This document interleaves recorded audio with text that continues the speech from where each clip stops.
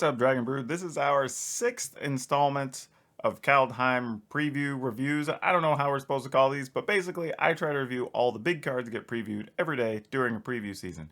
Third set we've done this for, y'all seem to like it, so we're going to keep doing it. Today is Sunday, January 10th, so it's a little bit light. We don't have a bunch of cards, but you know what? We're going to cover them just the same. If you could do me a quick favor, please hit that like button, hit the subscribe button, help us reach our 10,000 subscribers by February 1st. That's all I'm asking. Just reward me for doing this daily work for you. Let's go talk about some Kaldheim stuff. Okay, Eradicator Valkyrie, 2 colorless, black, creature, angel, berserker, 4/3, flying, lifelink, hexproof from planeswalkers. First time I think we've seen those words. Boast, whenever it attacks, you get to trigger this ability. Pay a colorless black, sacrifice creature. Each opponent sacrifices a creature or a planeswalker. Alright, so this card's actually pretty neat, right? It's a 4/3 for 4, which is totally reasonable. It flies, it has lifelink, great. That alone would probably allow it to see play in some decks. If you're playing some type of sacrifice deck, though, or something that limits your opponent's resources, or this alongside something like Rankle or whatever, there's a lot of places this can go in. And the interesting thing is having protection from planeswalkers seems like weird wording, but the reality is there's some planeswalkers that do come out, like Ashiok wants to bounce it and return it to your hand. Garruk wants to just outright kill it, right? There's things like that going on that the planeswalkers aren't going to be able to do anything to it. So it means you almost will always get to get a free shot at a planeswalker if that's your opponent's only play. All around, pretty good card. Unfortunate that it's mythic, because I don't know if it feels mythic, but it is a very interesting and fun card, and it's an angel, and we already know angels are going to be a thing in Kaldheim. Alright, we have Draugr, or Draugr, maybe Draugr. I have no idea. We're going to make up pronunciations till we hear something official. So I'm going to go with Draugr Necromancer. 3 colorless, black, 4/4. Snow creature, zombie, cleric. So it fits a couple of different deck types there. If a non-token creature an opponent controls would die, you exile it with this ice counter on it. Then you can cast spells from among cards in your exile, your opponent's own, not your own cards, but things your opponents own, with ice counters on them, and you may spend mana from snow sources as though there was mana of any color to cast those spells. So if you have snow lands, it doesn't matter what color, you can cast your opponent's stuff totally fine. It does say it says cast spells from among them, so it's not even just creatures or permanents. So maybe there's another way to remove things with ice counters. Who knows, maybe there's a way people put their own ice counters on things and you can steal them. So this card might have more value than we're giving it credit for. And this is kind of the tough part when you're doing reviews without a full set layout, because you're kind of just guessing. But overall, it's a 4/4 for 4 that has some upside. So if you're playing a snow deck and you can kill something and get a chance to play it, like, you might as well go for it. Worst case scenario, this at least becomes a target for your opponent, so you don't get to play their best creature after you kill it. Inga Rune-Eyes, 3 colorless, blue, legendary creature, human wizard, 3/3. When it enters the battlefield, scry 3. When it dies, draw 3 cards if 3 or more creatures died this turn. That is just such a weird thing on a blue card. I don't know if we're trying to get more of our own stuff killed, or if we're trying to block in a way that the opponent kills 3 things instead of 2 things, that attack step. I am so confused. But, I mean, getting 3 cards is no joke, so if you do have a way to guarantee it dies alongside with other creatures, great. Maybe it's a way to protect your board from sweepers if you decide to play some type of blue-white flyers list. I don't know. It's a very interestingly worded card. However, you do at least get to scry 3, and that's not nothing.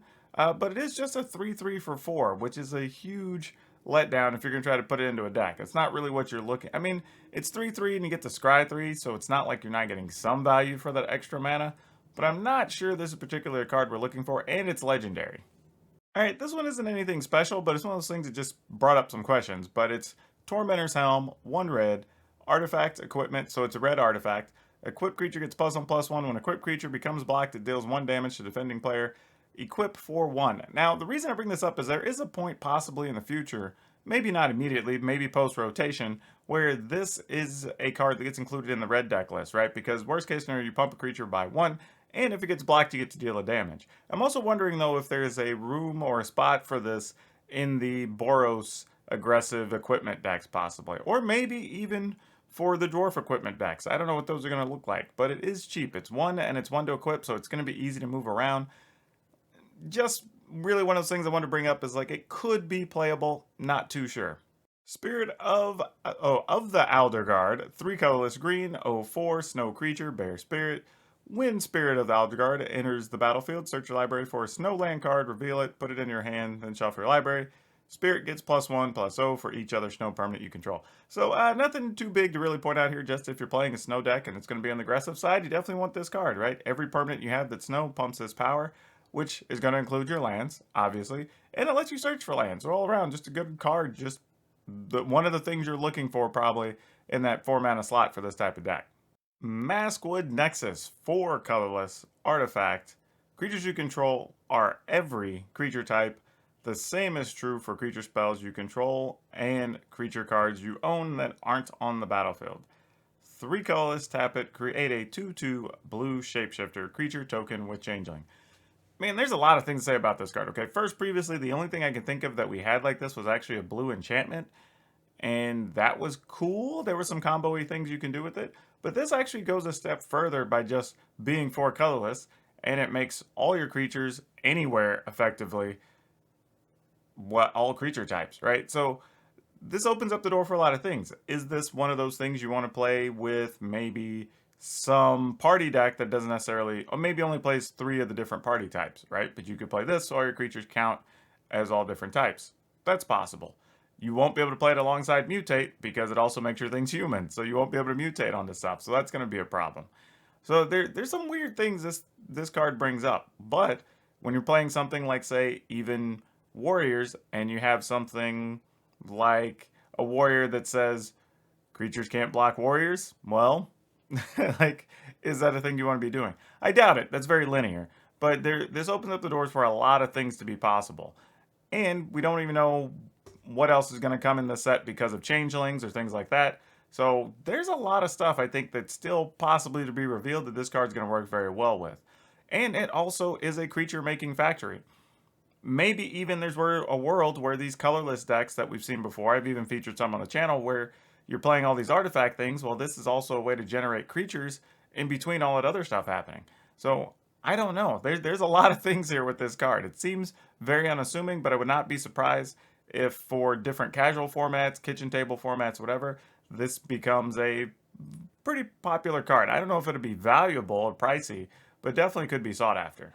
Ooh, all right. That was quick and dirty. I think that's all we have to cover today. Weren't a lot. Like I said, the weekends don't usually have a lot during preview season, and for good reason. I think people aren't on their computers as much, or at least looking for previews and sharing them around, so they're better to put them out during the week.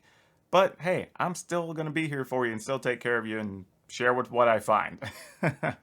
Don't forget, if you haven't, please remember to like this video so it gets in front of more people. Hit that subscribe button and help us reach our 10,000 subscribers because we're getting very, very, very close. And hit the notification bell so you get notified every time I have the rest of these review videos up. That's the least you could do to help me out, and it helps you out to keep you up to date on what's happening. But that's all I have for you for now. We'll see you next time.